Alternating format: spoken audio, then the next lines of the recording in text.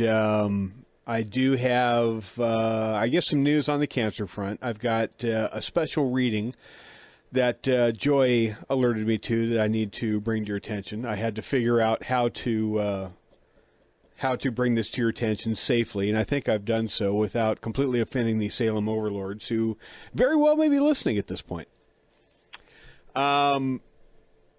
Oh, wait, it said click to unmute. That's always a good... If it says click to unmute, typically you want to unmute it, Michael. That's usually what happens.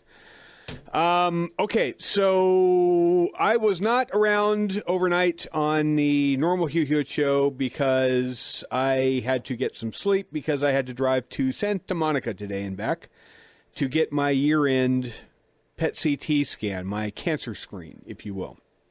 Remember, even though I don't have cancer, they won't tell me I don't have cancer. Even though I don't have cancer, they'll keep telling me I don't have cancer, but they won't officially tell me I don't have cancer until 5 years out. That's when the cancer pope of the medical association absolves me of my cancer sins, and then I'm done. So basically, this was the year-end scan to beat the insurance deductible, so I don't have to pay $1,500 for the same scan in 3 weeks. Might as well get a jump on and get it done now while I've already got the deductible paid, and wait in line with all the other schmoes that are doing exactly the same thing. So that's why today. If I work all night, or prep last night, work all night, and then not really get any sleep this morning, and drive up to Santa Monica and spend half the day in waiting to get scanned, then waiting to see the doctor, and then seeing the doctor, and then driving home, and then doing an after show, that's a long time without sleep. So normally they'll let me take the night off, and that way I can make sure I get some sleep and then go up and take care of business. So the scan was today.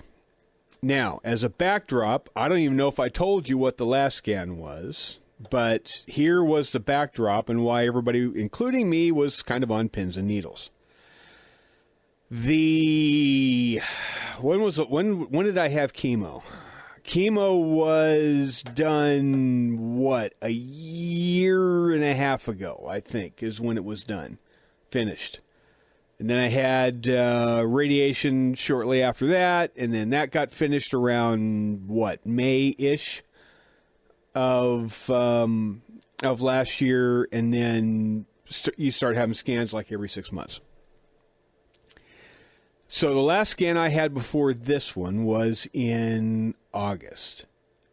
And when I had the scan, the doc came in the room. Well, let me back up before that. In the scan itself, the night before, they call you like they always call you, and they say, don't eat before don't eat after this time period before your scan. Don't drink anything. Don't do this. Don't do that. All the checklists that they normally tell you before a scan. Yeah. It's like the flight attendants telling you what to do on a plane before it takes off that nobody pays a lick of attention to. Well, this one from back in August said don't eat or drink, and that was kind of new, but okay, whatever. So I didn't have anything to drink.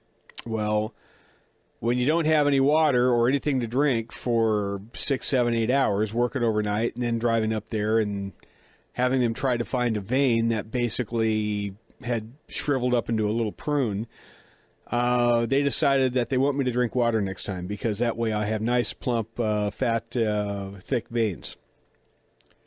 So I didn't drink water last time, and after you've had radiation, you can tend to get dry mouth. That's why I always have a bottle of water here whenever I'm reading stories. A lot of times you'll hear me stop and take a drink of water just because I'm not being rude. It's just kind of that's just kind of a normal after effect from having radiation done on you. So the scan goes on. And they do a normal full body scan, and then they do the contrast where they inject a bunch of iodine in you, makes your ears warm up, and then once your ears warm up, they throw you in the tube again, and they take one more scan, and that's the magic PET contrast CT scan. And during that last one, this electronic voice yells at you in the middle of the tube, "Don't move, don't swallow." It's like, well, okay, you don't have to hit me over the head with it, but I get the general idea. Now, by August, when I had the last scan, this was the, I don't know, 4th, 5th, 6th scan I've had. I know that voice is coming. I know the "don't move, don't swallow" voice is coming. And yes, it sounds like that, by the way. It's that over-modulated and that distorted. So I know it's coming back in August. And so I've got dry mouth because I hadn't had anything to drink. And I don't know when it's coming, so I swallow preemptively to try and just make sure I don't have to swallow when the voice comes over. So I take a big gulp the best I can, just as the voice goes, "Don't move, don't swallow." And I'm thinking, well, crap. Did I swallow in time? Did I beat the light? Or did I have my bumper over the line and clear the intersection before the light turned red? Didn't think anything of it. And finished the scan, got to the office, waited for the doc. Doc comes in, and he's got this furrowed brow look on his face. And he says, well, it's mostly a good scan. And I went, "Mostly?" He says, "Mostly a good scan." He says, there's no mass it's picking up. And I said, well, that's good. He said, but there's a little irregularity. What does that mean? You have a spot on the back of your tongue near the back of your throat. There's no mass there, but it shows an intensity, or it shows a numerical. You remember the SUV, or the intensity number. Anything below a 2.5 on the scale means it's not cancer. Anything over 2.5 is something they take a look at, right? If you have full-blown cancer, that number is like 30 or 60 or something. It's like some astronomical number. And I had been down to, 2.2, 1.9. And the scan I had in, February, I had it couldn't even measure it. It just said, no, there's no activity. So, 0. And I'm thinking, cool, we like zeros here. But he said the one in August, he said, well, there's an SUV just on this one little spot of 4.2 or something. And I went, oh, crap, what does that mean? And he says, did you swallow? I said, you mean during the test? He goes, yeah. And I said, technically, no.